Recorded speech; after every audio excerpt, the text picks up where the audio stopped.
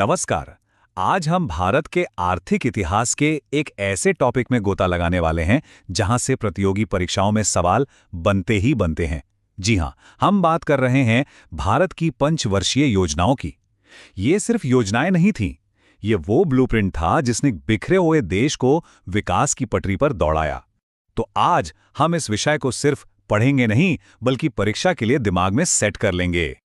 लेकिन सर, इससे पहले कि हम गहराई में जाएं, एक सवाल है जो शायद हम सभी के मन में आता है। आखिर भारत की पहली पंचवर्षीय योजना शुरू कब हुई थी? ये तारीख जानना बहुत जरूरी है, क्योंकि यहीं से हमारे देश के आर्थिक विकास की कहानी शुरू होती है। बहुत अच्छा सवाल। और इसी सवाल के जवाब के साथ हम आज का सफर शुरू करेंगे। देखिए, हमारा रोड मैप बिल्कुल क्लियर है। सबसे पहले हम जानेंगे कि प्लानिंग की जरूरत ही क्यों पड़ी। फिर हम योजना आयोग और नीति आयोग के बीच का वो फर्क समझेंगे जहां से एग्जाम में अक्सर कंफ्यूजन होता है। इसके बाद हम सभी 12 योजनाओं की यात्रा पर निकलेंगे, जिसमें हम प्लान हॉलिडे के पड़ाव को भी समझेंगे। और आखिर में एक जबरदस्त रैपिड रिवीजन और टेस्ट के साथ अपनी तैयारी को लॉक करेंगे और कुछ खास एग्जाम टिप्स के साथ इसे पूरा करेंगे। तो चलिए शुरू करते हैं। जरा सोचकर देखिए, 1947 का भारत। आज़ादी तो मिल गई, लेकिन अंग्रेज हमें एक ऐसी अर्थव्यवस्था देकर गए थे जो पूरी तरह से खोखली थी। हमारी खेती पिछड़ी हुई थी और उद्योगों का तो नामो निशान नहीं था। ऐसे में देश को आगे बढ़ाने के लिए एक मजबूत प्लान, एक नक्शे की जरूरत थी। और ये आइडिया हमें मिला उस समय के सोवियत संघ से, जिसने ऐसी पंचवर्षीय योजनाओं के जरिए कमाल का विकास किया था। हमने उसी मॉडल को अपनी भारतीय जरूरतों के हिसाब से अपनाया। और इसी सोच को हकीकत में बदलने के लिए एक तारीख है जिसे आपको हमेशा याद रखना है, 15 मार्च 1950। इस दिन योजना आयोग यानी प्लानिंग कमीशन का गठन हुआ। प्रधानमंत्री को इसका अध्यक्ष बनाया गया। इसका सीधा सा काम था देश के संसाधनों का हिसाब किताब लगाना और ये तय करना कि देश के विकास के लिए पैसा कहां, कब और कैसे खर्च होगा। इसी आयोग ने अगले 60-65 सालों तक भारत की आर्थिक कहानी लिखी। सर, यहीं पर एक कंफ्यूजन होता है। आज तो हम योजना आयोग के बारे में सुनते ही नहीं हैं। तो फिर इसे क्यों हटाया गया, इसकी जगह पर क्या आया और दोनों में क्या फर्क है? ये सवाल एग्जाम में बहुत परेशान करता है। ये एक बहुत ही शानदार सवाल है और यहीं पर एग्जामिनर आपको फंसाने की कोशिश करता है। तो ध्यान से समझिए। 1 जनवरी 2015 को योजना आयोग की जगह नीति आयोग ने ले ली। अब फर्क क्या है? योजना आयोग का अप्रोच टॉप डाउन था, मतलब दिल्ली में योजना बनी और राज्यों को उसे लागू करने के लिए पैसा और निर्देश दे दिया गया। लेकिन नीति आयोग कोऑपरेटिव फेडरलिज्म पर काम करता है, मतलब केंद्र और राज्य एक टीम की तरह मिलकर योजनाएं बनाएंगे। दूसरा बड़ा फर्क, योजना आयोग पैसा देता था, जबकि नीति आयोग सिर्फ एक थिंक टैंक है जो सरकार को सलाह देता है। यही वो पॉइंट है जो आपको याद रखना है। तो चलिए अब आते हैं इस पूरे टॉपिक के दिल पर, यानी भारत की वो 12 पंचवर्षीय योजनाएं। हम एक एक करके हर योजना के उन पॉइंट्स को पकड़ेंगे जो सीधे सीधे परीक्षा में सवाल बनकर आते हैं। शुरुआत करते हैं पहली पंचवर्षीय योजना से, जो 1951 से 1956 तक चली। प्रधानमंत्री थे जवाहरलाल नेहरू।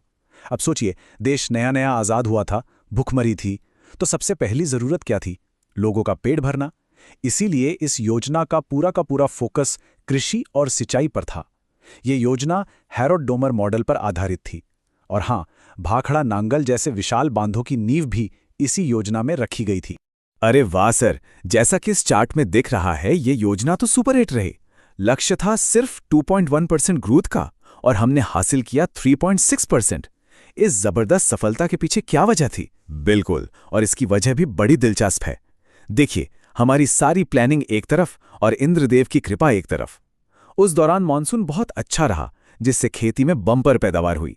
ये हमें यह भी दिखाता है कि शुरुआती दिनों में हमारी अर्थव्यवस्था कितनी ज्यादा कृषि पर निर्भर थी।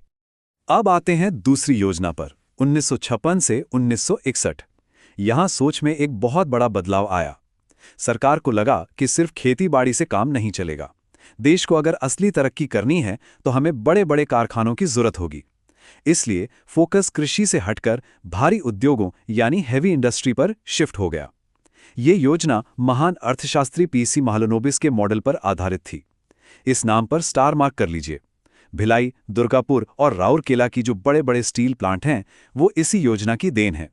तीसरी योजना, जो 1961 से 66 तक चली, उसका सपना बहुत बड़ा था, भारत को आत्मनिर्भर बनाना। लेकिन कहते हैं ना, होनी को कुछ और ही मंजूर था। ये योजना 2 बड़े युद्धों की भेंट चढ़ गई। 1962 में चीन से युद्ध और 1965 में पाकिस्तान से युद्ध। सारा पैसा और संसाधन विकास की जगह देश की रक्षा में लग गया। और इसका असर हम इस चार्ट में साफ साफ देख सकते हैं। टारगेट था 5.6% ग्रोथ का और हम हासिल कर पाए सिर्फ 2.8%। ये अब तक की सबसे नाकाम योजनाओं में से एक गिनी जाती है। तो सर, इतनी बड़ी नाकामी के बाद सरकार ने क्या किया? क्या उन्होंने हिम्मत हारकर चौथी योजना शुरू ही नहीं की? नहीं, हिम्मत नहीं हारी, लेकिन हालात ऐसे थे ही नहीं। दो युद्ध लड़ने के बाद देश की तिजोरी लगभग खाली हो चुकी थी। इसलिए सरकार ने एक ब्रेक लिया। एक पंचवर्षीय योजना की जगह एक विराम लिया गया। इसी को इतिहास में योजना अवकाश या प्लान हॉलिडे कहा जाता है, जो 1966 से 1969 तक चला। ध्यान दीजिएगा, इस ब्रेक के दौरान सरकार हाथ पर हाथ धरकर नहीं बैठी। 5 साल की लंबी योजना की बजाय 3 एक साल की वार्षिक योजनाएं चलाई गईं।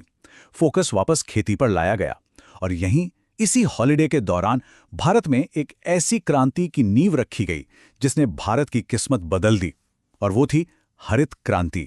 अच्छे बीज, खाद और सिंचाई के जरिए भारत को अनाज में आत्मनिर्भर बनाने का मिशन यहीं से शुरू हुआ।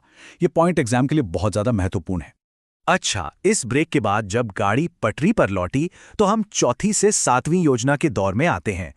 चौथी योजना 1969 से 74 में 14 बड़े बैंकों का राष्ट्रीयकरण हुआ और 5वीं योजना 1974-79 तो एक नारे के लिए अमर हो गई, गरीबी हटाओ। हाँ सर, ये नारा तो मैंने कई बार एग्जाम पेपर्स में देखा है। बिल्कुल सही, ये वो नारा है जो आज तक एग्जाम्स में पूछा जाता है। इसके बाद छठी योजना 1980-85 ने भी गरीबी और रोजगार पर फोकस जारी रखा और 7वीं योजना 1985-90 का दौर था प्रधानमंत्री राजीव गांधी का, जब भारत में कंप्यूटर और टेक्नोलॉजी पर जोर दिया गया। अब आता है एक और टर्निंग पॉइंट। 1991 में भारत में आर्थिक उदारीकरण हुआ। हमने अपनी अर्थव्यवस्था के दरवाजे पूरी दुनिया के लिए खोल दिए। इस नए माहौल में जो पहली योजना आई वो थी 8वीं योजना 1992-97। इसका मुख्य फोकस था ह्यूमन रिसोर्स डेवलपमेंट, यानी लोगों की शिक्षा, सेहत और स्किल्स पर इन्वेस्ट। और ये योजना जबरदस्त सफल रही। हमने 6.8% की शानदार विकास दर हासिल की। अब हम योजनाओं के आखिरी दौर में पहुंच चुके हैं। 9वीं योजना से लेकर 12वीं योजना तक आपको एक शब्द बार बार सुनाई देगा, समावेशी विकास, यानी इंक्लूसिव ग्रोथ। इसका सीधा सा मतलब था कि विकास ऐसा हो जिसका फायदा समाज की आखिरी पंक्ति में खड़े व्यक्ति तक भी पहुंचे।